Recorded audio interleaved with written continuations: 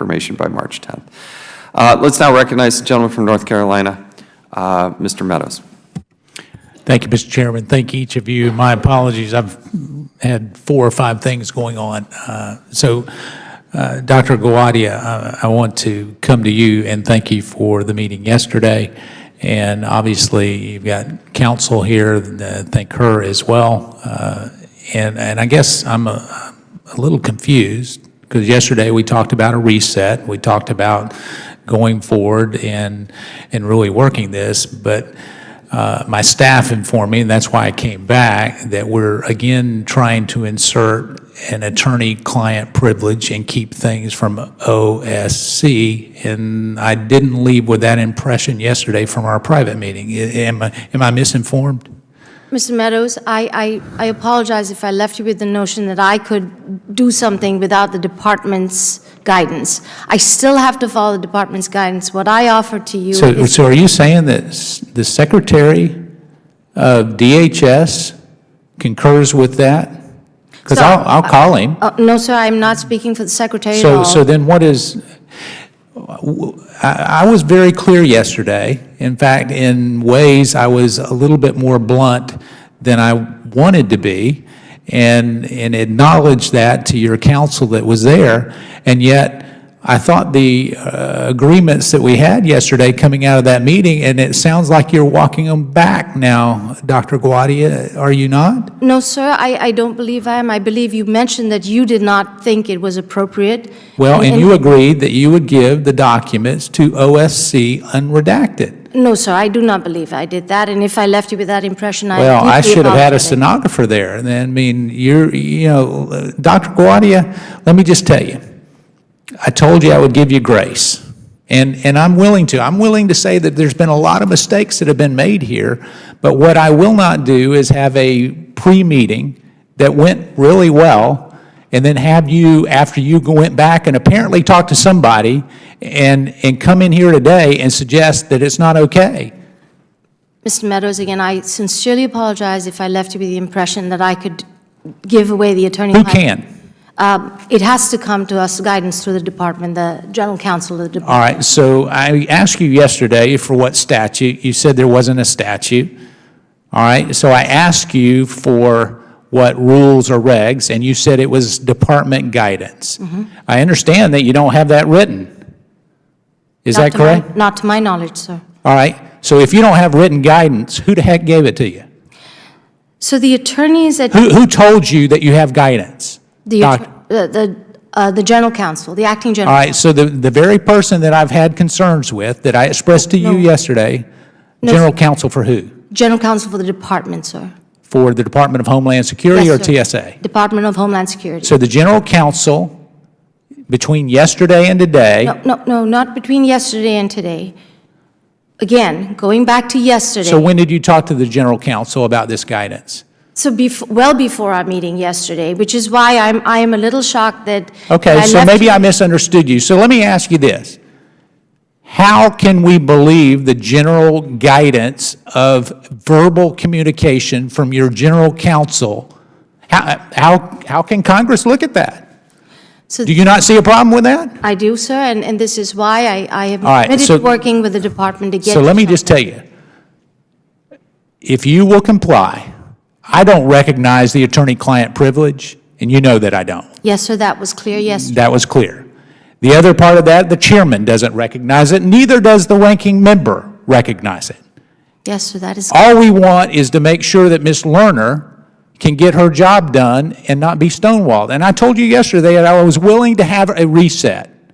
But today's testimony is very, very troubling, because it sounds like that we had a nice kumbaya kind of meeting, and then all of a sudden we're here today with entrenched rhetoric coming from the general counsel.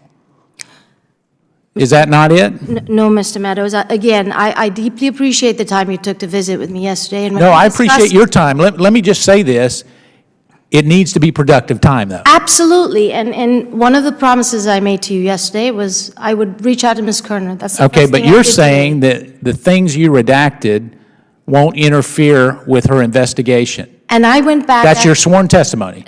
I went back, in fact, as part of my testimony, I recounted something I said to you yesterday, that it was, to the best of my knowledge at that point, that nothing had You interfered. used a little qualifier, No, no. to the best of your knowledge. And so when I went back from our meeting, I asked my staff to go through all their emails and determine that that was factual. Okay, When they came back with 2, right. at that moment, I said to them, from now on, policy is if you ever redact anything, you will provide the OSC with a privilege log. All right, so let me ask you this. Has the OSC ever disclosed things that were not appropriate to your knowledge? No, sir, not to my knowledge. Well, then why do you redact it then? If they've never had a problem, why do you redact it? So there are multiple parties, as we discussed, in an ongoing case. But if that are- they've never released any of that, why are you concerned? Let me tell you why you're concerned. You're trying to cover up for something that may or may not have been done. And I told you I would reset. But at the same time, if you're not going to reset and give her what she needs, we will look at this with the chairman's indulgence. We will look at this. We will ask for subpoenas. We will make sure that we get the information. I am not going to be stonewalled. So it is absolutely not my intent to stonewall you, and I do appreciate that we have a reset and our ability to share information and be absolutely transparent. But I do appreciate that there are certain attorney-client privilege issues that No, we I have don't to- appreciate that. I do. I have to work with the department. Okay, I so promise you, should I will take it back. should to I the call department. General Kelly? Please don't do that until I've. Well, let me just tell you, you got a short fuse, because I can't imagine that General Kelly would like to cover up anything. Oh, sir, please, I hope you cannot imagine that I would want to cover up anything. Well, that's how it appears, Dr. Gowadia. That's what I'm saying. Just get Ms. Lerner what she needs, okay? I'll yield back. Thank you, gentlemen. Ms. Gowadia, if the Homeland Security guidance violates federal law, which one are you going to follow? Federal law, sir. Mr. Roth, what information is TSA not providing you? Nothing. They're completely cooperative. Do you give everything to Homeland Security's Inspector General? Yes, sir, we do. Do you give everything to the OSC? Other than the attorney-client privilege redacted information, yes, sir, we do. So why don't you recognize your so-called made-up attorney-client privilege? Why isn't that true at the Inspector General? So they are part of the department. The guidance applies external to the department. External to the department. You're all part of the United States government, correct? We all are, sir. Who do you work for? The American public. That's right. That's right. That's who's paying. And part of what we did is we set up a statute, federal law, that you said you were going to abide by, that allows the Office of Special Counsel to dive into these issues.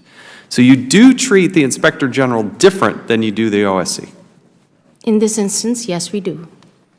Do we have any problems with that, Ms. Lerner? Yeah, let me just say, we do get SSI information, we get sensitive security information from TSA. We never had a problem getting that. We handle it appropriately. They can mark it as sensitive.